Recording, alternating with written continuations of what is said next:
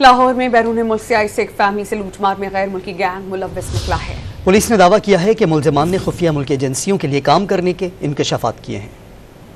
پاکستان کو بدنام کرنے کی گھناؤنی سازش بے نقاب ہو گئی۔ لاہور میں سکھ یاتریوں کے ساتھ وارداتوں میں ملوث ملزمان عرفان، شاہ رخ اور ریحانہ پولیس کے ہتھے چڑھ گئے۔ دوران تفتیش ملزمان نے بیرونی ایجنسی کی ایما پر غیر ملکیوں کو لوٹ مار کرنے اور پھر ساری اطلاع پہنچانے کا انکشاف کیا ہے۔ شاہ رخ نام کے اس مین ملزم کو گرفتار کر چکے ہیں۔ اس سے وہ وردی برآمد ہو چکی ہے، وائرلیس سیٹ برآمد ہو چکا ہے، وہ پسٹل برآمد ہو چکا ہے۔ اس کے ساتھ اس کے جو ہمراہی ملزم تھے ریحانہ، شاہ رخ اور محمد عرفان، ان کو بھی گرفتار کیا جا چکا ہے۔ یہ ملزمان پاکستانی نہیں ہیں، یہ ایک اور ملک کے باشندے ہیں۔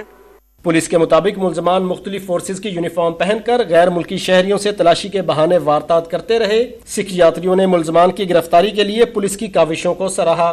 اپنے پنجاب دی پولیس نو سلوٹ کرنا،